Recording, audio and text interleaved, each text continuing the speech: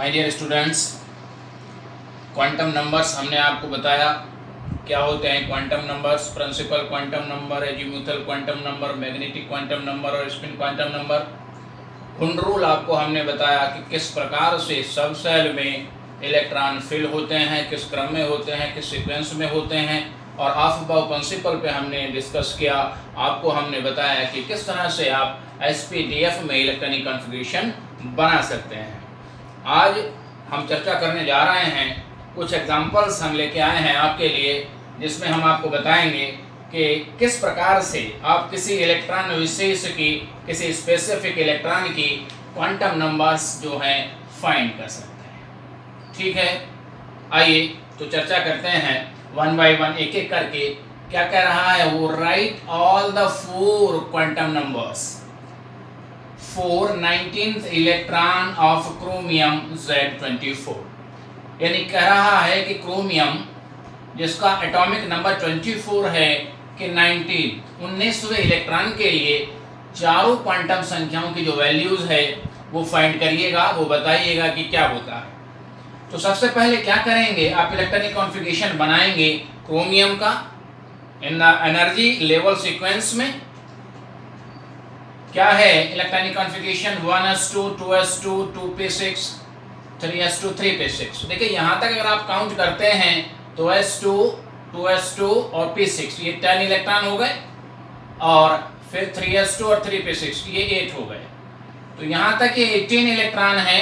तो ये जो 19th इलेक्ट्रॉन है, जो 19वां इलेक्ट्रॉन है, वो कहाँ आ रहा है? वो 4s में आ रहा है। यहाँ पे जो है 19th इलेक्ट्रॉन यहाँ पे फिलअप हो रहा है। ठीक है, ये 19th है और आगे की इलेक्ट्रॉन 3D सब सेल में फिलअप हो रहे हैं। तो हमें तो 19th इलेक्ट्रॉन का जो है फाइंड करना है सबसे पहले कि वो कहाँ प्रेजेंट है, और उसके लिए क्वांटम नंबर्स हमको फाइंड करनी है, कैलकुलेट करनी है। तो 19th इलेक्ट्रॉन कहाँ पे आता है? 4s सब सेल में प्रेजेंट है। इलेक्ट्रॉनिक कॉन्फ़िगरेशन आपको पता है, क्रोमियम का मैंने बताया था 4s135 होता है। एक्सेप्शन यह शो करता है, क्यों करता है इस पर हम डिस्कस कर चुके हैं। तो 4s1 सिस्टम हमने बनाया। S सब सेल में एक ऑर्बिटल होता है और एक इलेक्ट्रॉन यहाँ प्रेजेंट है। ठीक, तो 4s1 सिस्टम में आप देखा ये इलेक्ट्रॉन हमने यहाँ पे इसमें ऑर्बिटल में फिलअप किया है।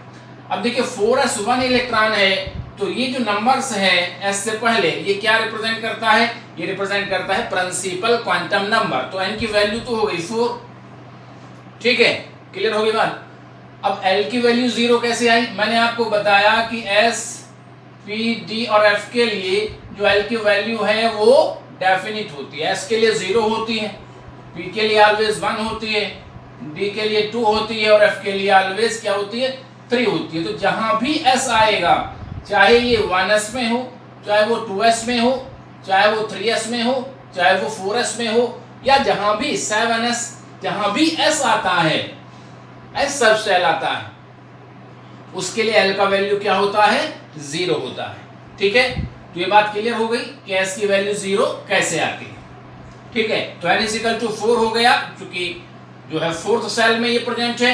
L = 0 हो गया, और m = 0 कैसे हुआ? L = 0 तो m = 0। m की वैल्यू क्या होती है? m की वैल्यू हमने आपसे बताई थी +L से -L तक होती हैं विद 0, इंक्लूडेड 0। तो यदि L 0 है तो m तो ऑलवेज 0 होगा।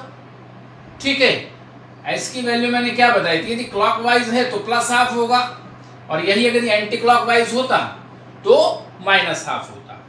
तो जो 19th इलेक्ट्रॉन है, 19वां इलेक्ट्रॉन है, इसके लिए वैल्यू आती है n = 4, L = 0, m = 0 और S = +½ ठीक है, क्लियर हो गई बात।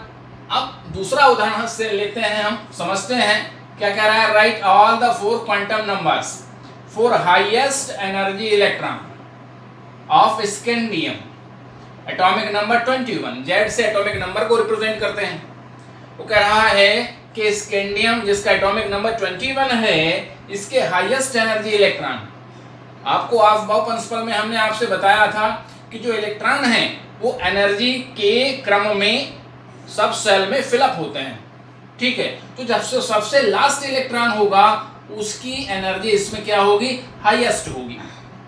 ठीक है, जो सबसे लास्ट में आएगा तो 3D में एक ही इलेक्ट्रॉन है, अगर 3D में ज्यादा होते तो सबसे लास्ट में जो फिलअप होता वो वाले की एनर्जी कैसी होती, हाईएस्ट होती।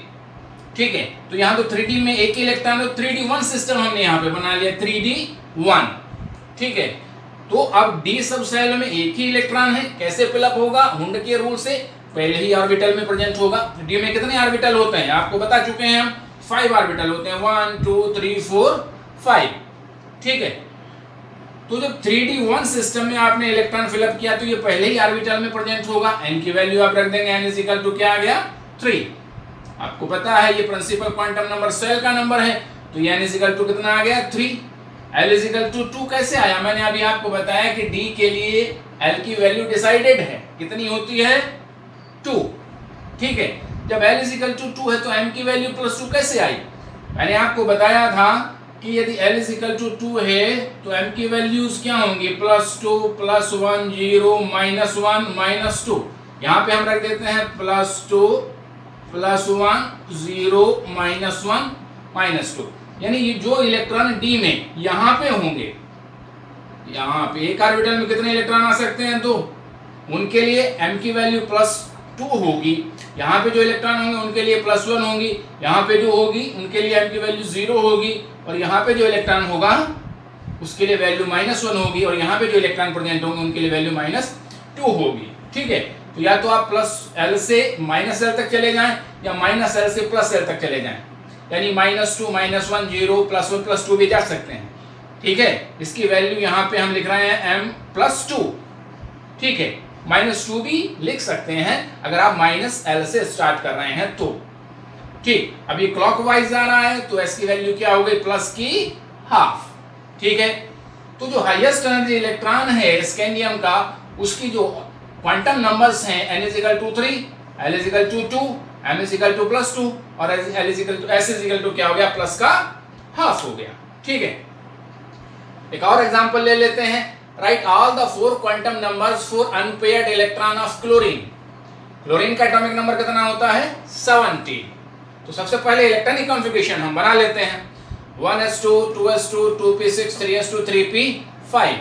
देखिए यदि ऑर्बिटल्स यानी सब शेल फुलफिल हैं तो उसमें तो अनपेयर्ड इलेक्ट्रॉन होगा ही नहीं। ठीक, यदि इसमें s में 2 है तो 2 में 2 ही इलेक्ट्रॉन रह सकते हैं s में, तो दोनों कैसे होंगे, पेयर्ड होंगे। और d में 10 है तो क्या होंगे, पेयर्ड होंगे।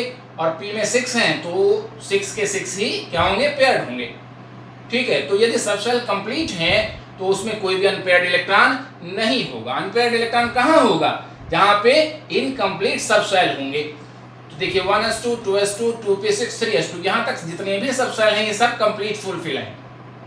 ठीक है, तो 3p5, 3p में p में मैक्सिमम कितने इलेक्ट्रॉन रह सकते हैं, 6, आपको मैंने बताया है। और यहाँ पे कितने इलेक्ट्रॉन है, 5, तो में यहीं पे अनपेयर्ड इलेक्ट्रॉन होगा। तो 3p5 सिस्टम आप बनाते हैं, p में कितने ऑर्बिटल होते हैं, 3 1 2 3। ठीक है, px pz py 3 orbital p में होते हैं। तो अब 5 इलेक्ट्रॉन इसमें आप फिलअप करेंगे अकॉर्डिंग टू हुंड रूल। तो पहला इलेक्ट्रॉन पहले ऑर्बिटल में, दूसरा इलेक्ट्रॉन दूसरे ऑर्बिटल में और तीसरा इलेक्ट्रॉन तीसरे ऑर्बिटल में आएगा। ठीक है, 1 बाय 1 करके तो फिलअप होते हैं, हुंड रूल के अकॉर्डिंग आप इसमें फिलअप करें 4th इलेक्ट्रॉन और 5th इलेक्ट्रॉन। तो 5th इलेक्ट्रॉन कहाँ आ रहा है, इस मध्य वाले ऑर्बिटल सेकंड ऑर्बिटल में p के उपस्थित है। ठीक, अब यहाँ पे आके कंप्लीट हो गया तो इनमें देखें अनपेयर्ड इलेक्ट्रॉन कहाँ है, ये दोनों पेयर हो गए, ये दोनों पेयर हो गए। ये जो 3rd इलेक्ट्रॉन है ये अनपेयर्ड है। ठीक है, इसी अनपेयर्ड इलेक्ट्रॉन के लिए हमें जो है क्वांटम नंबर्स की वैल्यू कैलकुलेट करनी है। तो 3rd electron of 3p5 system, तो 3p, तो n की वैल्यू कितनी हो गई, 3 हो गई। ठीक, और p के लिए l की वैल्यू मैंने क्या बताया था, p के लिए l की वैल्यू कितनी होती है, 1। हमेशा जहां भी p आएगा, चाहे वो 2p हो, चाहे वो 3p हो, चाहे वो 7p हो, कोई सा भी p, अगर p सब सेल है तो l की वैल्यू क्या आएगी, 1 आएगी। ठीक है, और m की वैल्यू आती है -1। -1 कैसे आई, देखिएगा यहाँ पे इलेक्ट्रॉन ये p है, ठीक है, और यहाँ पे ये इलेक्ट्रॉन फिलअप है इस तरह से। ठीक, ये 3rd इलेक्ट्रॉन है, इसके लिए हमें निकालना है। अगर आपकी l की वैल्यू क्या है, 1 है, तो m की वैल्यू क्या होगी, +1 0 और -1। तो यहाँ पे जो इलेक्ट्रॉन है इसके लिए m की वैल्यू क्या आती है, -1। ठीक है, तो m की वैल्यू यहाँ पे क्या आ गई, m इज इक्वल टू आ गया -1। ठीक, अभी क्लॉकवाइज है तो s की वैल्यू क्या हो जाएगी, प्लस की हाफ। ठीक, क्लियर हो गई बात। एक और उदाहरण के साथ हम इसको समझते हैं। Right all the 4 quantum numbers for 8th electron of 3d10 system. d10 system के 8वें इलेक्ट्रॉन के लिए अगर हमें क्वांटम नंबर्स निकालना है, ठीक है, तो पहले क्या 3d10 सिस्टम हम बनाएंगे। तो d में कितने ऑर्बिटल होते हैं, 5 orbitals are present in d subshell, 1 2 3 4 5। ठीक है, d10 सिस्टम है तो इसका मतलब क्या है, सिस्टम में कंप्लीटली से जो है इलेक्ट्रॉन फुलफिल है। डी में 10 ही इलेक्ट्रॉन मैक्सिमम आ सकते हैं, तो सारे के सारे पेयर्ड हैं।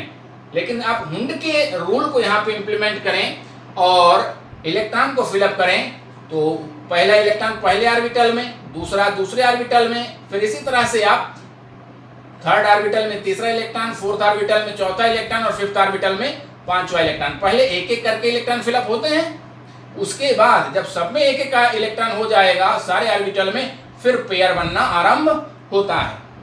तो इलेक्ट्रॉनों का सीक्वेंस क्या है, हमने हुंड के रूल में आपको बताया भी है, 1 2 3 4 5 6 7 8। तो जो 8th इलेक्ट्रॉन है वो इस ऑर्बिटल में प्रेजेंट होगा, थर्ड ऑर्बिटल में, डी सब सेल के थर्ड ऑर्बिटल में प्रेजेंट होगा।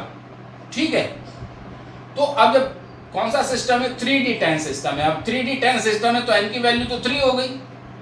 ठीक, क्लियर हो गई बात। l की वैल्यू आ गई 2। मैंने यहाँ भी आपको बताया था कि d के लिए l की वैल्यू क्या है, डिसाइडेड है, कितनी होती है 2। ठीक है, तो यहाँ पे l की वैल्यू क्या आ गई 2, m की वैल्यू क्या आएगी 0। मैंने आपको बताया था कि यहाँ पे जो इलेक्ट्रॉन है इसके लिए +2 होगी, ये भी तो d ऑर्बिटल ही है, और यहाँ पे जो सेकंड ऑर्बिटल में होंगे उसके लिए +1 होगी। और थर्ड इलेक्ट्रॉन कहाँ प्रेजेंट है, 8वां, यहाँ वाली प्रेजेंट है, देखिएगा यहाँ पे प्रेजेंट है कि नहीं है। ठीक है, तो यहाँ पे जो इलेक्ट्रॉन प्रेजेंट है इसके लिए m की वैल्यू क्या आ रही है, 0 आ रही है, तो m की वैल्यू आ गई 0। ठीक है, अभी देखिए एंटी क्लॉकवाइज है एंटी क्लॉकवाइज, तो एंटी क्लॉकवाइज है तो इसके लिए s की वैल्यू क्या होगी, -½ होगी। ठीक है, इस तरह से आप किसी भी पर्टिकुलर इलेक्ट्रॉन विशेष की चारों क्वांटम संख्याएं की वैल्यू आप फाइंड कर सकते हैं। ठीक है, क्लियर हो गई बात। Okay, thank you.